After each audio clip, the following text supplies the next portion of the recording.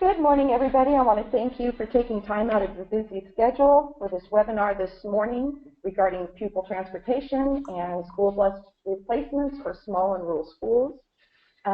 Just real quick regarding SSDA, I don't know if you received my email earlier last week, but the hotel where we were going to have our 2017 annual conference is closing down, and so we're going back to the McClellan Conference Center.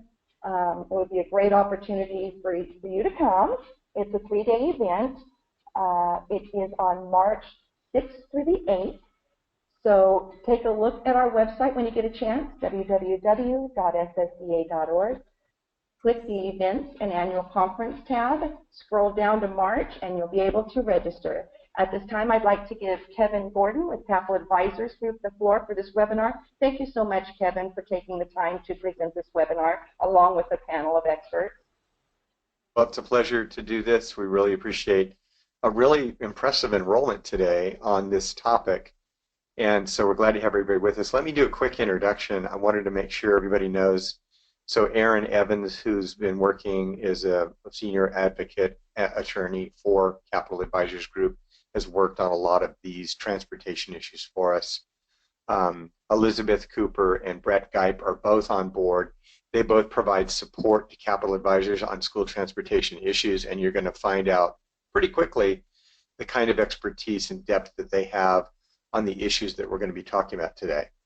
The first thing that I wanted to mention, and I'm trying to figure out what I need to do to advance the slide. I don't know if we can go to slide 1. It's not showing up on mine. Okay, there we go. Let's go ahead to the next one. The one thing that I wanted to just talk about was sort of the genesis of what's here, and I know we're going to do this a little bit more in the content, is that there are opportunities that are coming up right now as a result of a lot of the debate in the state capitol building around cap and trade and environmental issues that raise an opportunity for us to perhaps secure some funding on school bus replacement. And I know Erin's going to talk a little bit about transportation generally, but as everybody knows, school transportation is sort of the ugly stepchild in terms of transportation funding priorities of the Capitol. One of the things that we've tried to convey is that, you know, kids don't get to school in many, many families without school transportation.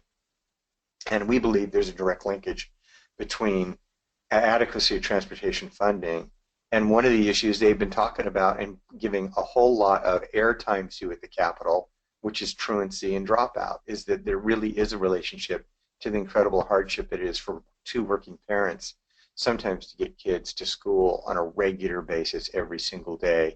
Transportation really is a serious issue. So as we kind of come across some of these opportunities, it really is something that we want to make sure that we're focusing on and taking advantage of as well. This is an overview. I don't know, Erin, if you want to jump in and talk a little bit about some of the things that are on the agenda today. This slide obviously goes over some of those key points. Thanks, Kevin. So this really is just an overview of where we're going to go with the presentation. Let's just jump on in. We're going to get started talking about school transportation programs as they exist today and those we have utilized in the past. So as everyone here probably is well aware of, the state has a home to school transportation program, which is one of the few remaining categorical programs that provides some operational funding to some school districts. As you probably know, the funding formula for this program really was set many years ago, a few decades ago, in fact, and so that funding formula has been frozen since the 1980s. Further, this is operational funds. It really isn't school bus funding for school bus replacement. So there has been discussions about creating a more equitable distribution in this program for many years. However, that's never really come to pass, and in fact was stalled further with the implementation of the local control funding formula. When we did that, as you know, we condensed most of the categorical programs into one funding formula. Home to school transportation remains one of the few that's outside of LCFF, and that's in part because there was not consensus and discussion about how to equitably distribute those funds. So that's why the funding formula remains. Finally, there have been some recent attempts over the past few years after the implementation of LCFF to change how we do distribute those funds, though still there hasn't been any agreement among the legislators about how to do that. So we continue to have home to school transportation as it was in the 1980s. You know, most of the people that are on the call will certainly remember the battle that we had over school transportation funding when LCFF came along. That was a very significant victory for all of us as advocates of school transportation funding to preserve the funding, although antiquated in terms of the formula. I think the governor was pretty determined while he was wiping out a bunch of other categoricals to eliminate school transportation funding, any kind of contribution from the state as we know it. Not unlike kind of what has been done on school facilities, and his objective on school facilities. And it was such a heavy-duty response from all of our small school districts across the state, really articulating the value of school transportation that saved it. But it will also be, I think, the energy in future years that'll help motivate legislators to come back and revisit transportation funding on a broader basis.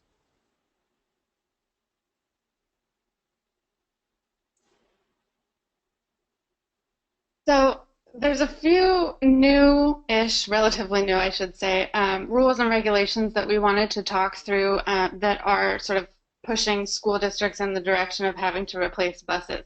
One of those is the California Air Resources Board has come out with a truck and bus rule, which requires nearly all buses to either be outfitted with a particulate matter filter or be replaced. So the really key deadline here is that if a bus has not been retrofitted and cannot be retrofitted, it must be replaced by the end of next year. So we're estimating that that by the end of next year, 3,500 buses need to be off the road. Elizabeth, was there anything you wanted to add to this? Well, I think what's important here is that, you know, throughout the state, the fleets have been managed on a budget and with no particular funds set aside for transportation specifically.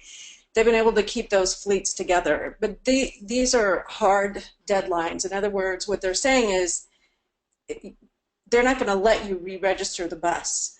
It will no longer be allowed to operate, and there are forward-looking rules that would say that that bus has to be destroyed. So there's sort of the carrot and the stick here, which is what we're about to get into, which is the state understands it's under a lot of pressure, both from internal desires to provide a better environment, but also EPA understood California had such a huge problem with air quality. They gave us an extra 12 years, starting a year and a half ago, to clean up the air. And so school buses are the single best opportunity for them to do that, not to mention they have a high level of importance, obviously. So to just get into that, I don't know if people realize that the school buses today that are delivering children, something like 26 million children daily, that's the largest fleet by almost 5 times of any other municipal fleet in the United States. You know, trucks are out there in the millions, but they don't operate as regularly and as in an antiquated form as school buses do. So EPA will come down on the state, and the state has taken its funds, the cap and trade funds, which they have today. We don't know what the future of cap and trade is. So we want to look at this money as something that we should utilize to its best effect, because the state will then have to look to other resources if cap and trade doesn't continue to generate the funds it did in the past. But the federal government will come back, and they will fund the state. So the state is going to push this program as much as they can, and I think the way they're doing it right now with regulations that give you a lot of leeway but also provide a lot of incentive capital, it should be motivational. And if it's not, at the end of this, I'd love for you to give us any other hints that you think we should be talking about in order to help move the process forward to replacing these old polluting vehicles.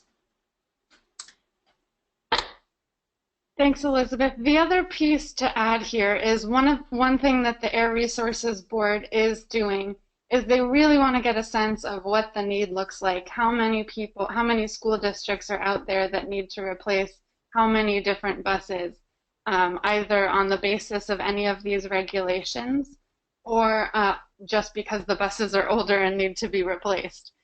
So what they're working towards is getting some pretty accurate numbers. They've sent out a survey and they're looking for as many responses as possible to try to get an idea of what types of school bus fleets are out there and what may need to be replaced. So we're actually working with them very closely with the California Air Resources Board and have a meeting coming up to hopefully get a sense of how we can support that effort, ensuring that they've got the most accurate numbers so that they know what the need is out there for school districts and how many folks need some help, some financial assistance to be able to afford to buy the new buses.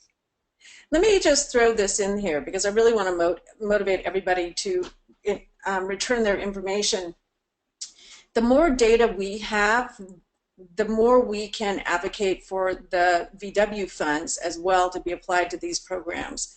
So there's other pools of money that need to be applied. So the more information we can provide, the more likely we are to be able to direct that assistance towards the small school districts and their needs. So I just want to try and add that so that everyone, if you've gotten the survey, please, you know, return it. And if you didn't get it, then we'll figure out a way to help you get one, because the more accurate that is, the better, the more likely we are to get the funds that we need to push this initiative ahead.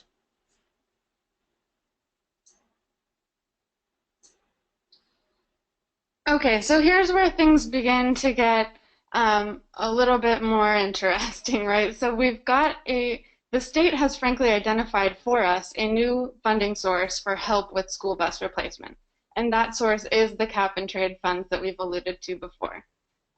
So what's going on here is essentially the state has decided to make it a priority to clean up the environment and make sure we as a state reach our climate change goals using a cap and trade system. So as a result of that new system, there are revenues that are created. And so the state has been actually spending the last, well, for quite some time, but over the last entirety of this year, the legislature was arguing over how to appropriate those funds and what were the best and most, what programs would get them the most bang for their buck. As we talked about before, one of the sort of largest pollutants are the school bus fleets that are aging. So the Air Resources Board really has helped to target replacement funds there. So politically speaking, we spent the entire budget process really kind of looking at and helping the legislature and the Air Resources Board see the importance of targeting funding to help school districts replace their older buses.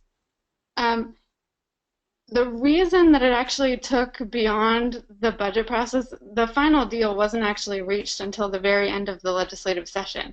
So as you know, the budget is usually finished in July, but it actually, this little piece here actually continued on to the very end of the legislative session. And the reason for that was very much political. The governor is sort of a high-level supporter of the programs to address climate change, but he didn't sort of put a huge focus on how to appropriate the funds until later in the session as well.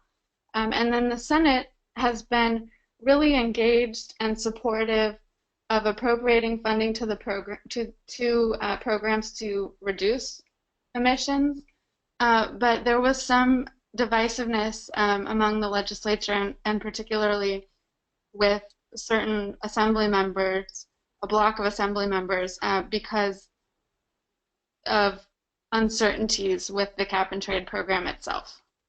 So because the cap and trade revenues came in lower than folks expected them to come in, the legislature really had to do some picking and choosing about what programs they wanted to fund using those resources. And so that's where the politics sort of got interesting this year, and so we had to really make a strong push for school buses to be a part of that. So fortunately, what ended up happening was we were able to secure an appropriation for the Air Resources Board, and a significant chunk of that funding has been dedicated to various programs that assist with school bus replacement.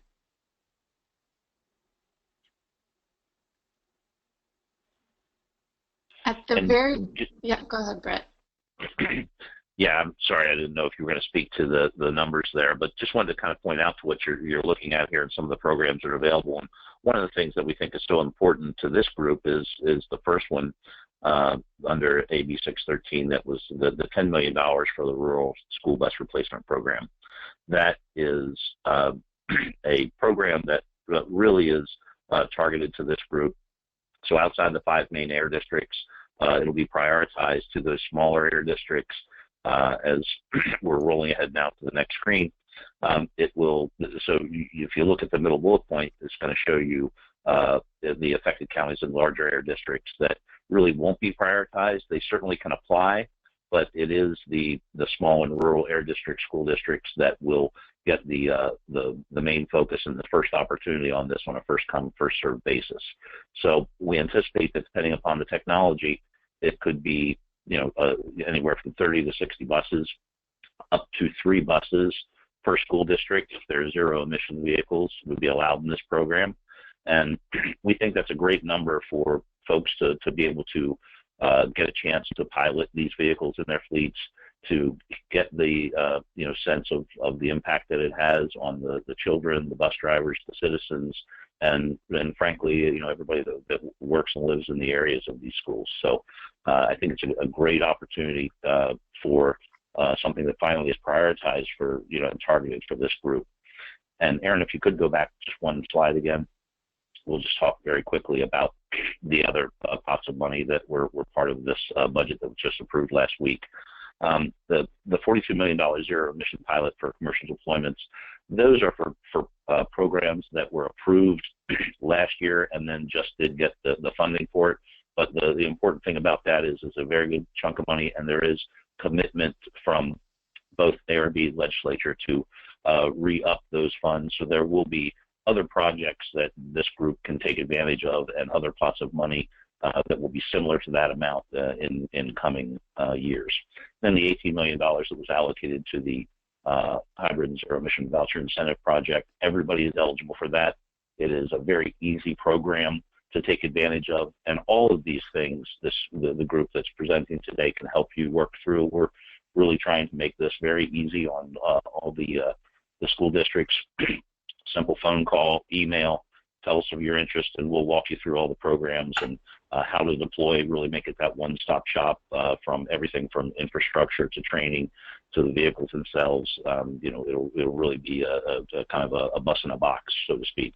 But that zero emission hybrid voucher program, that's up to $130,000 per bus, which we'll talk about here in a minute, depending on the size of the bus and if you've taken advantage of the funds before, et cetera. But that comes right off the top of the invoice. So it's not something you have to, it's not a rebate program, anything else. So it's another very good program that you can take advantage of for other vehicles as well, and not just school buses that are zero emission running within the district. Okay, thanks, Erin. Absolutely. So to add to what Brett said on the rural school bus replacement funding, the Air Resources Board has $10 million that they've allocated here. And so I just wanted to take a minute to explain the different levels of priority here. So essentially, the funding is prioritized for smaller air districts. There are 5 very large air districts in the state. So all of the counties that you see listed there are counties that are within the 5 larger air districts. The Air Resources Board has decided not to prioritize funding there, in part because those larger air districts, the Air Resources Board would argue, has the ability to raise revenues in a way that the smaller air districts don't have the ability to raise their revenues. So for those reasons, the Air Resources Board decided to prioritize the smaller air districts. It's essentially all of the other counties that you don't see listed here. But the really key thing is that anyone can apply. So just because priority might be given to the smaller air districts doesn't necessarily mean that there won't be additional funding to those in the larger air district service areas as well. And I will add, when we say small air districts and large air districts, there really isn't a very clean overlap with rural school districts versus more urban school districts. So I do want to note that you're going to have to sort of look for your counties here because it's a little bit different. The overlay is a little bit different. But again, part of the point that we need to get across to the Air Resources Board is that there really is a need. So that's in part why we're encouraging everyone to look into this and at least start talking with your air districts. And Erin, I think that is the key point. If you are in one of those that are listed that isn't going to be prioritized, please reach out to the air district because they are in those larger air districts. They're still very excited about opportunities with school buses, and many of them are prioritizing programs, and they might be able to tailor a project specifically in those target areas. And Brett, did you have more you wanted to add on some of these programs? Yes, as we talked about earlier, the hybrid zero emission voucher incentive program is for both trucks and buses, and it can provide up to $130,000 towards that purchase of those zero emission trucks and buses. And we think that's important to note from the standpoint that we know that there are other vehicles that the school district does run, some in that medium to heavy duty class on trucks that may be for food service, it may be for maintenance, whatever it might be, and then there's the opportunity to take advantage of that as well through these programs. Now, in the Carl Moyer program, this is typically a program that has focused in the past on the medium and heavy duty trucks. You'll note this is a very big number and something you want to look at. It provides up to $400,000 per electric school bus. And now that is based on an ask, and so you don't have to take all $400,000, but I will tell you that that certainly would cover the cost of any of these Type A and Type C electric school buses that are available today. But it is also based on the age and miles of the old bus. So just because you ask for $400,000, if the bus isn't of the right age and has the right kind of miles on it, it may not qualify for the full amount. But the fact that it goes up to that number is really exciting, and it shows the commitment truly that they've put on this through this program. And there will be considerations for other trucks and things under this particular program as well that ARB will be coming out with. So it's an opportunity to keep your eye on and certainly to reach back if you have additional interest. And then finally, under the Prop 1B goods movement emissions reduction programs, that does also focus on the medium and heavy duty truck space. So we won't spend a lot of time on it because we're talking about mainly buses today, but for both infrastructure and replacement of vehicles that are in those classes, that program does provide up to $200,000. So again, lots of different pots of money to look at for both your yellow fleet and for your other vehicles that may fall into those classes. So if you're a fleet manager and you're on the phone, that gives you lots of things to think about. If you're just mainly looking at school bus stuff, maybe you ought to consider what other opportunities there might be, whether it's a refrigerated vehicle for the lunch program that moves stuff around, or just a box truck to use for maintenance. So it's good. Go ahead, next slide. Thank you. Okay, so let me jump in here. So we're presenting a lot of information on how you address the replacement of your fleet, and I want to state this very clearly. When we entered into this market to look at how we could assist, we realized that there's a whole administrative role here, and we've mapped it out. So we're taking on the burden of mapping out for you, depending on where your location is, all the potential pots of funding that would be available to you. So that's where we get this 40 to 70% of costs. There are a couple of school districts in the Sacramento area where we were able to map this out, apply for the funds, and then have gotten actually additional community and utility support for this. Because remember, with battery electric buses, there's not just the bus, it's the infrastructure as well.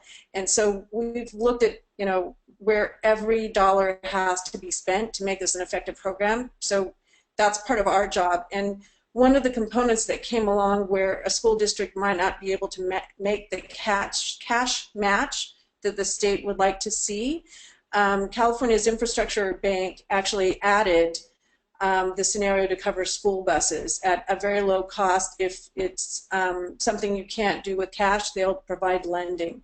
And again, that's a component of the resources that we pulled together to help create the administrative piece of agreeing and delivering battery electric school buses and low emission buses into any given school district's fleet. So just want to let everyone know that you don't have to try and maneuver through this territory. We've got it mapped out, and we'll help walk you through it every step of the way.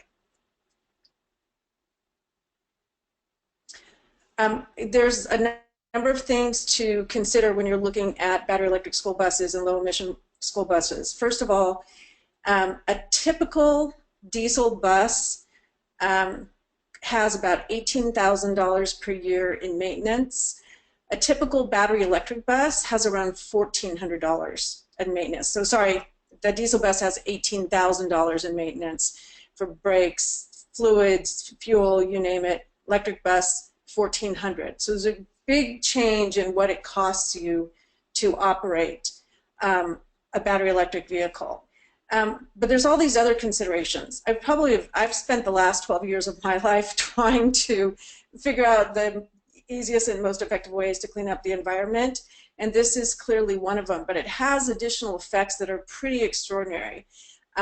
Everyone's probably seen the statistics that 1 in 4, 1 in 6 school children get asthma from riding on the school bus. They don't always look at what's the effect of the driver. I don't know if everyone knows that every single school bus route has scheduled idling time, which only further concentrates the problem in any given community. You then have other considerations, which is the community in which you're operating the buses and the drivers and the school itself. The fact that school children got together and created an initiative that made school buses stop idling while they were waiting for them, I thought was brilliant, but it tells you that they're aware of it. So when you change to a battery electric school bus, you're also changing the environment. So just the general sense of well-being, of not being vibrated, trying to shout over the noise of the engine, etc., makes a big difference. Also, most of these buses are going to be very advanced in their ability to potentially tell you what time the bus is arriving. There's a lot of additional features that we can bring to bear that make attendance better, improve the environment, and help you look at sort of the bigger picture of what you're doing to support your students and get them to school and provide a clean and healthy environment for them. And some of the things we state on this page about the bus drivers, we have a ton of studies. If you want that information documented, happy to send it to you. The city of Houston did an extensive bit of research on converting their municipal fleets, and they actually indicated a number of other health risk factors that they hadn't yet quantified, but I'm guaranteeing you that they're going to start looking more closely at those things like not just particulate matter, but decibel exposure, which actually seems to have a link to long-term heart health. So I want to, if you want more information on this, we're here to provide it. But I think most of you probably know this intuitively. And Erin, if you could, I just want to tag on to a couple of things that Elizabeth said. If you could go back one slide as well. And while she's doing that, I think it is very important, like Elizabeth had mentioned, about the just the excitement of the children that are going to be riding in these buses, that they have pride that they take. They take much better care of them, as do the drivers, because there is the uniqueness about it. They like to learn about what's the technology is like, what it's doing for the environment.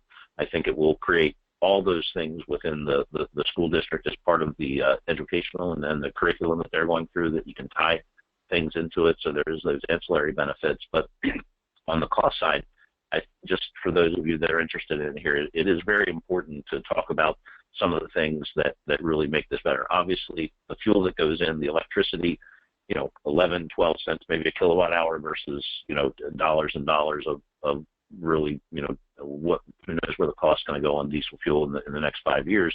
Today it might be relatively low, but certainly the stability of the electricity costs are something that we know we can count on for quite a period of time. All the other pieces that come into play and things that you don't think about, the workers' compensation claims, lower insurance rates. There's only, 5 moving parts really on the powertrain, so much less to go wrong. The brakes last 3-4 times as long because they have a regenerative braking component. As you're coasting and braking, it's putting charge back into the battery, so it's also extending your range. So there's all those kind of things that come into play that really make this a very unique and a much more successful application on the school bus market, really, than a lot of the other fleets that are out there. Elizabeth, if you wanted to talk about the VDG piece. Sure. I'm going to try and make this as brief as possible. It's not my strong suit when it comes to this topic, but battery electric school buses have a large capacity of electricity that can be deployed on an emergency basis. But the thing that we can do, and we just did for a school district in Sacramento, is everybody in whatever location you're in has a value that they pay annually to a utility to keep the lights on, the heating on, air conditioning on, whatever it may be. The buses don't add to that load, oddly. We actually can time the charging and provide that information and do it actually automatically so that you're not going to increase that peak load. If that's a concern for your operations people, we can actually hide behind that. But there's a second piece, which is we can actually reduce your electricity costs depending on the duty cycle of the bus and the times of day where you have peak usage, because that capacity almost never gets fully utilized. And you can use it to shave the peak usage by using the buses over using utility costs. But there's also this other initiative that we're working on in Southern California, which is the buses, when they're idle, would be used as standby capacity for the utility, and under that scenario, the buses then start generating revenue for that school district. If all it does is take away your operational costs for having the buses, that in and of itself would be $1,400 to $1,500 a year per bus that you would otherwise wouldn't realize. So it's just to give you a hint at what's also possible there. And anybody that wants to dive deep into that, I'm happy to answer questions for you later on at the end of the presentation. And just one other piece as it relates to the technology that we're talking about here, the VDG, which is the vehicle to grid, and the V2B, which is vehicle to building. As most everybody knows, a lot of the schools are emergency evacuation centers. There is that opportunity in disaster recovery to have these vehicles, power systems that can help at these emergency setups. It's been proven in the past that vehicles have worked to do that, to help after earthquakes and fires. So it's certainly something that is to be considered for the safety purposes and emergency response things, that these school buses can provide additional value that really isn't monetary. Okay. Okay. Anything to add here? I think we pretty much hit the health and environmental implications. I mean, it's all about the community, and there's again a ton of research out there that says it's just not the kids getting on a shiny new school bus with a much better environment. It's the fact that the community improves with the improvement of the sort of psyche of the children, and seeing that, frankly, the state cares and is paying attention to every student in the state.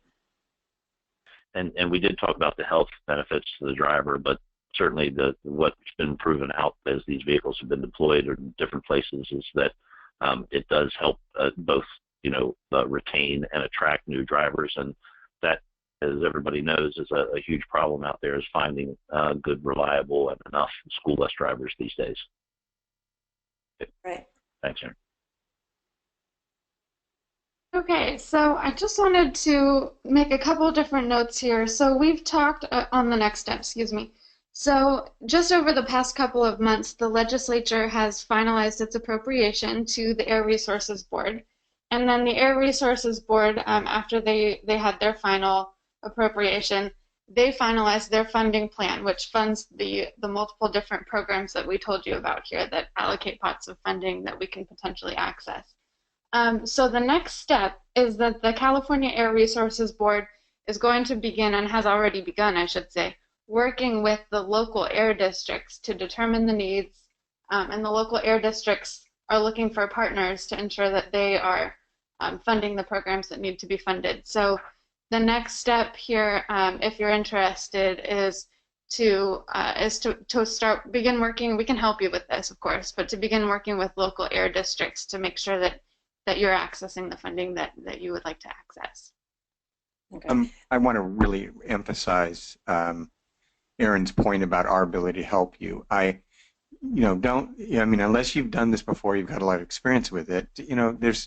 There's no need to not have a bigger team. So we really encourage you, even if you are actually going to pursue it on your own, you kind of know what you're doing. It would be good for us to know. So make sure you're keeping us informed.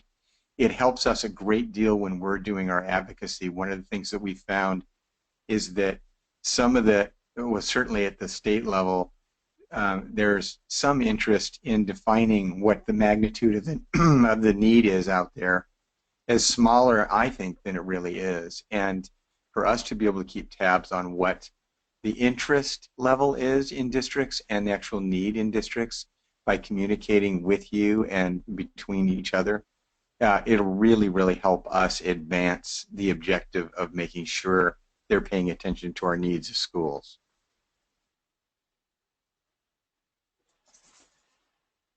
Okay, Shelley, at this point, I think we can open it up to questions from the group if we have any.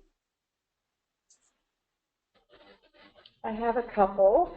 The superintendent says we have an older bus that we are using that is under the exemption of under 1,000 miles in a year. Will this exemption expire after 2018? And also, would a tractor qualify?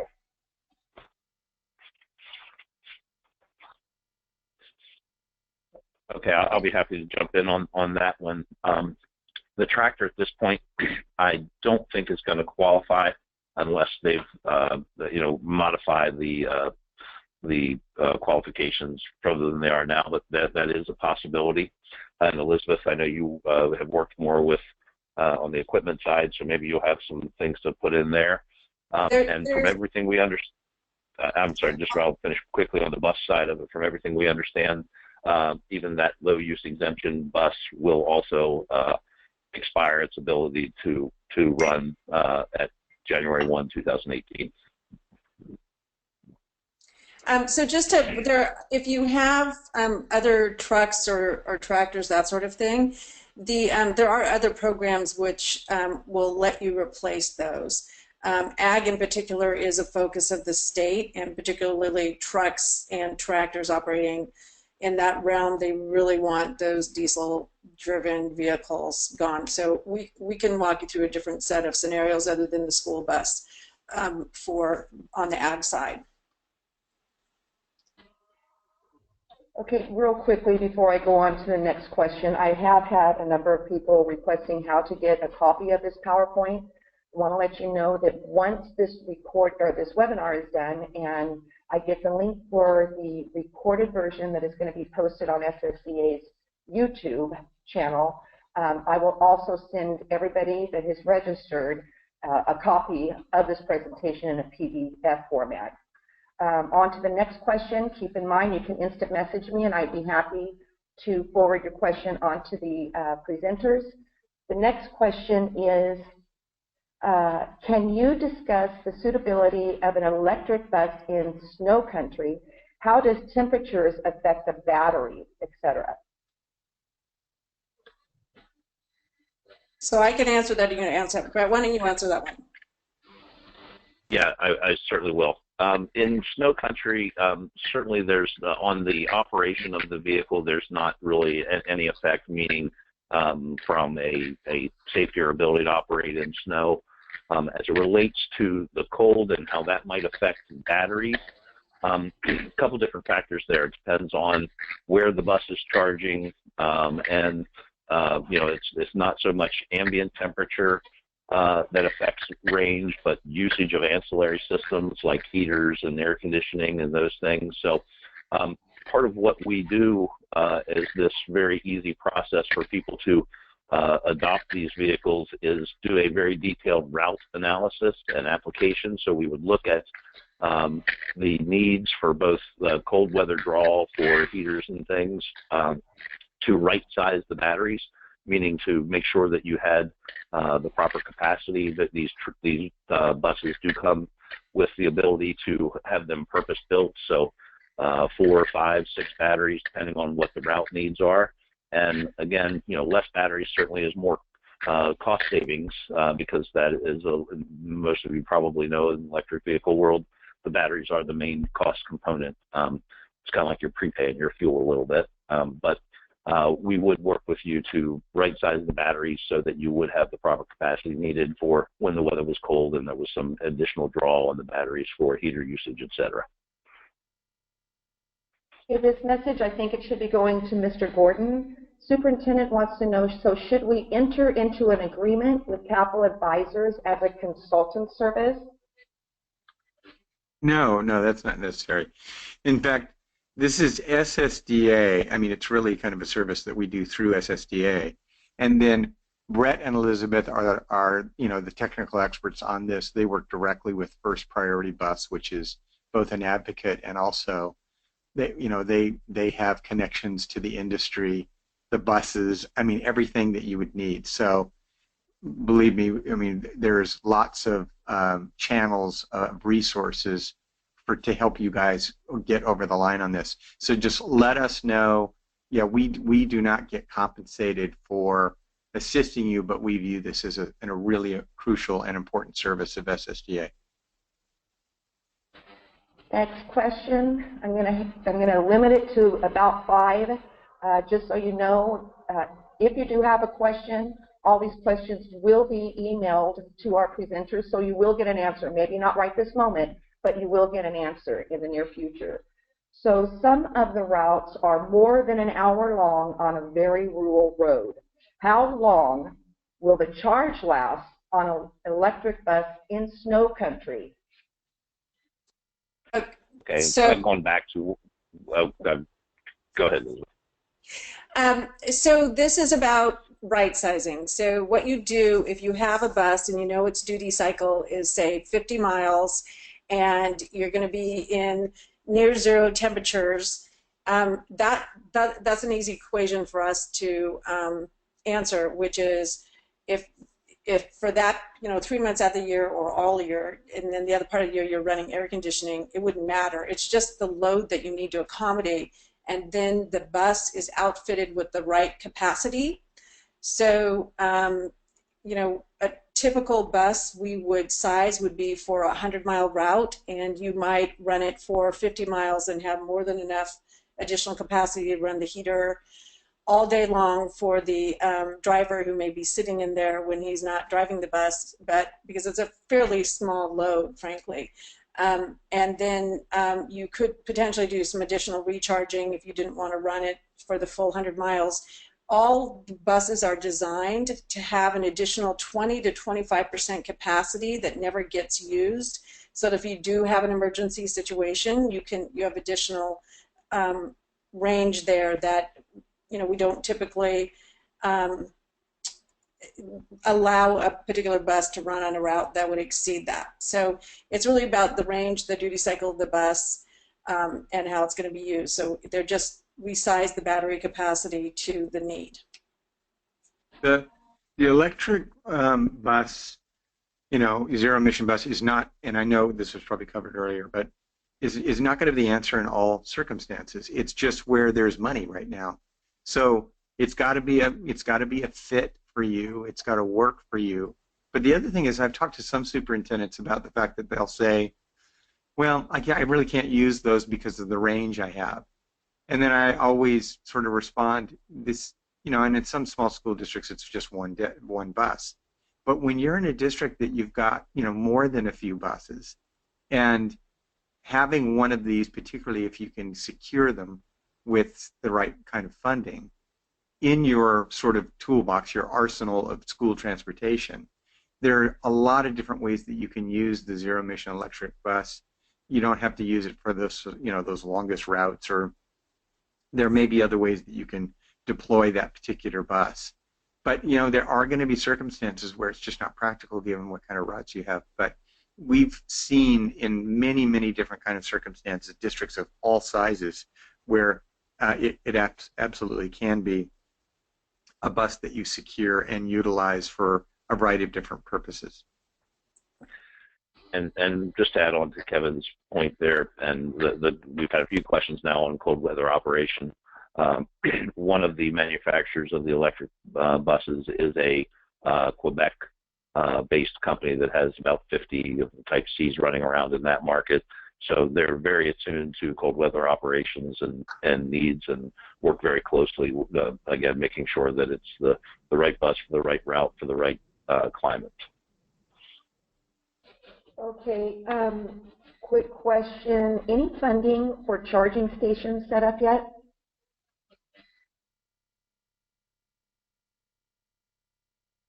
I'm sorry, can you repeat that? I didn't quite hear the last. Is there any funding for charging stations set up yet? Yes. It really depends on your location, but in some cases, the funds include the infrastructure installation cost as well. It just is a question of where you are located. And Brett, correct me if I'm wrong, but I think under the Carl Moyer program, that does include infrastructure. It does. In all cases, you can, it includes infrastructure and charging equipment. Okay, and this is going to be the last question. Again, all these questions will be emailed to our presenters, so you will be getting an answer. Final question for today's webinar. How many miles does an electric bus get? Keeping in mind rural area field trips and routes can be 80+ miles a day.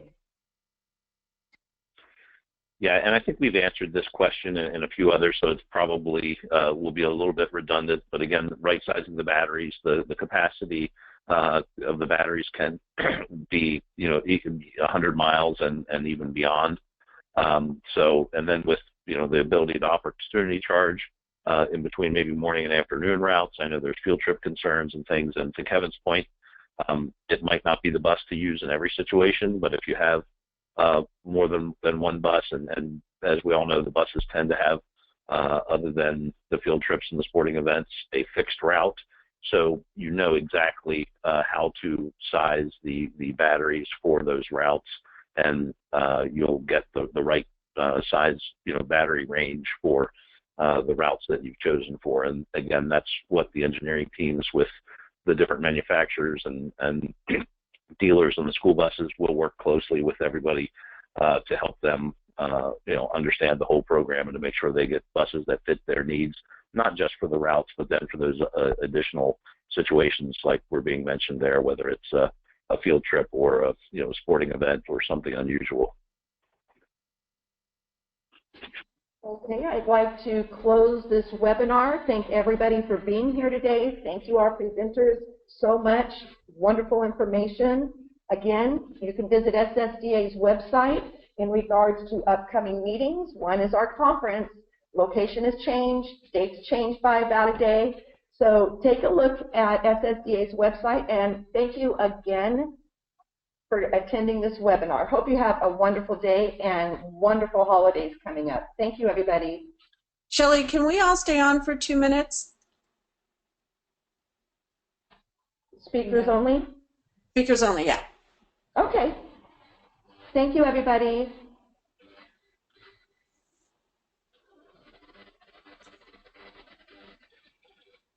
Okay. All righty. Shelley, I'm just curious, how many people did you find that finally